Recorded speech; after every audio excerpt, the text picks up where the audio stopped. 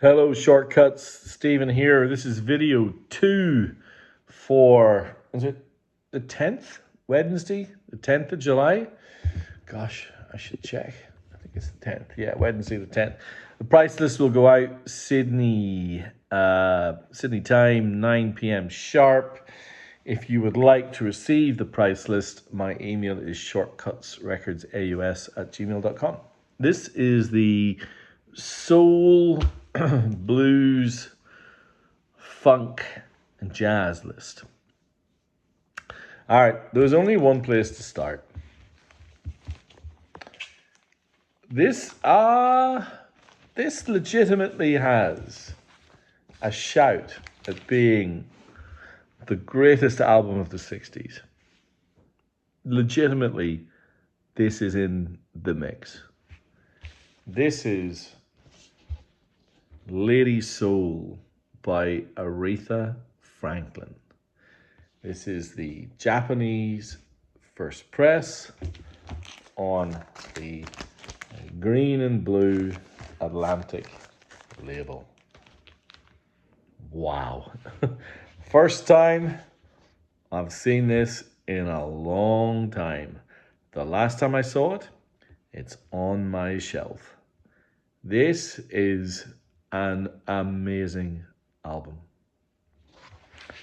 I'm not sure what this would be. I don't know, 10th, 12th album, probably.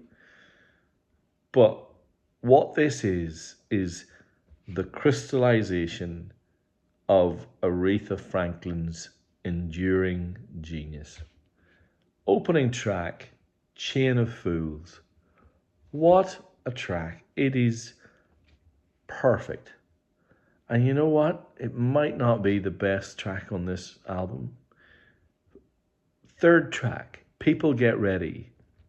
Originally written and performed by Curtis Mayfield and the Impressions. And in the same way that Aretha performed Daylight Robbery on Otis Redding and stole his song Respect, she steals People Get Ready from the Impressions. This is an amazing song. It starts off the first chorus, of course, being a reactionary song. It's got a message. It's an important civil rights commentary. And Aretha chooses to interpret it in the first verse as this very slow and almost circumspect delivery of the song, and then it takes off. A Natural Woman, written by Goffey and King, one of the greatest, David Goffey and Carole King, one of the greatest songwriting partnerships in the history of music ever. Carole King, legend. Every track on side 2, Since You've Been Gone, Good to Me As I Am to You, Come Back Baby Groovin', and the final track, Ain't No Way, are nuggets of 60s soul that are just gleaming with life and vitality and beauty. This album is a stunner. It's so good. Look at the sleeve. Look how gorgeous. I mean, it's just perfect. Look at that. Even the shade of blue. It's just a stunning record. There she is on the back. I love it. Had to lead off with it. And when you see what the second record is, but there was no choice. This is an astonishing album. If you don't have it, give it a listen. Wow. This next record, whilst that might be the best soul album of the 60s, it may be, that's got some debate. I mean, you might look at you might look at some of Otis Redding's records or maybe some Wilson Pickett records and you might think there's an argument. But this, as the best blues record of the 60s, try and come up with a better one than this. Albert King's Born Under a Bad Sign. Now this, I think, is 1967. Compilation of singles, songs, I think some B-sides as well. Albert King, his style may well have been derived from the fact that he was a left-handed guitar player who played a right-handed guitar and didn't restring. So you get this natural dissonance to how he plays that influenced everyone from Jimi Hendrix to Jeff Beck to just name your guitar player of the 70s, and they know about this album. Born Under a Bad Sign, been down since I began to crawl. If it wasn't for bad luck, I wouldn't have no luck at all. I think, is that like the quintessential blues verse? Doesn't that just define the genre? it's just amazing. Albert King was born in Indianola, Mississippi, which is interesting because it's the name in some ways of one of my other favorite blues records, Indianola, Mississippi Seeds, by B.B. King. And there's a B.B. King, do you know what? I'm going to pull forward. There's a B.B. King record in here. I'm going to pull it forward just because of that. Yeah, I'm going to pull it forward. These guys were just, I mean, they played 4 gigs a night and they just were masters of their craft. Albert King's Born Under a Bad Sign. We've had Albert King records on the list before. I love Albert King. Maybe my favorite blues guitar player. But anyway, enough said. Great record. This may be an argument for another 60s blues record that competes with Born Under a Bad Sign. And whilst it's legitimately great, I don't think it's as great. This is Completely Well by B.B. King. Produced by Bill Zimick. Really tight guitar band. And this album contains arguably B.B. King's biggest hit, The Thrill Is Gone. The closing track, 5.5 minutes of genius. Part of what allowed this record to stand out in some respects were the overdubs. So Bill Zimick was somewhat of a studio genius and an amazing string arranger. And so on these tracks that Confess in the Blues and The Thrill Is Gone, you get these lush string arrangements that do not detract. They add drama and beauty to this music. But here you have 2 blues records that are worthy of any record collection. They're both beautiful Japanese presses. What a start. All right. Now, Wayne Shorter passed away recently and is still being lamented in jazz circles. And so the folks in Shibuya keep sending me Wayne Shorter records. Now, this one came with a note from some of the folks saying this is their favorite Wayne Shorter record. Now, I haven't researched this very much, but from what I can tell, Wayne Shorter joined Miles Davis's band and had a splurge of creativity and recorded a few different records, only some of which were released at the time and some of which weren't released until much later. And this is one of those. This is The Soothsayer by Wayne Shorter.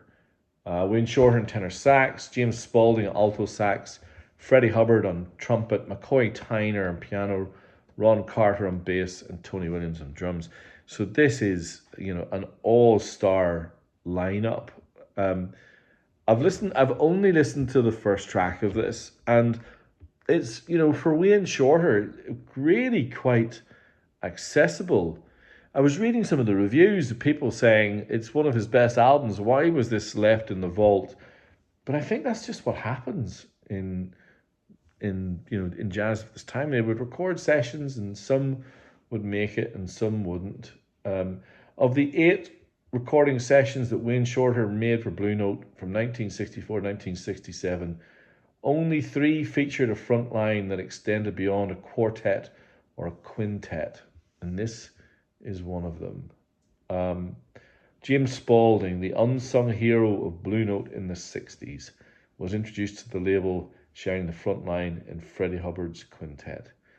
This is an album that is growing in its place in the canon. And so they charge me quite a bit for it, but what I'm thinking, I'm just going to pass this on at cost price, because there'll be someone out there who loves Wayne Shorter more than me. Yeah, Wayne Shorter's The Soothsayer. All right, now this is an album I've got multiple copies of. We've been hitting maybe the greatest soul album of the 60s, certainly the greatest blues album of the 60s. What about the greatest reggae album of the 60s? Now, that's a big call, I know. You will not be surprised that this candidate that I'm suggesting is on the Trojan label. This is Return of Django by The Upsetters. 1969, all tracks written and produced by Lee Scratch Perry. And there he is. What a dude. Django being a Western. Now, the Upsetters recorded a few albums in this time, and I've got all of them. I'm a big Upsetters fan. This is the only that is completely instrumental. It's as trippy and as groovy and as psychedelic as anything made by, the psychedelic guitar tropes of the time. It is, it's constantly entertaining. The songs do not outstay their welcome. Kind of my 2 favorites are Cold Sweat and Drugs and Poison, which I think is one of the great names for a track. Organ driven in many respects. Echoey and chunky. Yeah, Return of Django, really, really fun and entertaining album. And, often in my house, the Upsetters are just background music, because it really works in that type of setting. And, and they're great. Lee Scratch Perry, a genius. All right, I've got a couple of Johnnies here who made 2 soul records that I really enjoy. Firstly, Johnny Taylor on the Stax label, Tailored in Silk, which I think is maybe his best album. Johnny Taylor being one of the soul singers on the Stax label, which means you get amazing drama, horns, big honking kind of beats. And his voice is very, very supple, very leathery.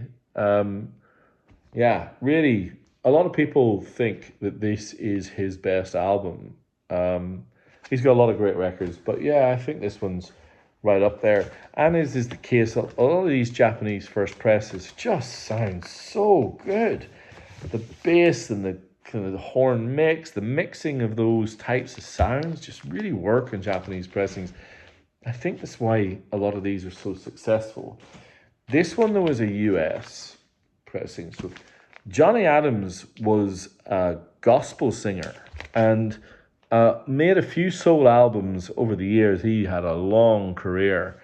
This one was 1976 and is worth it, price of entry alone, for the nearly 7-minute version of Stand By Me, the opening track.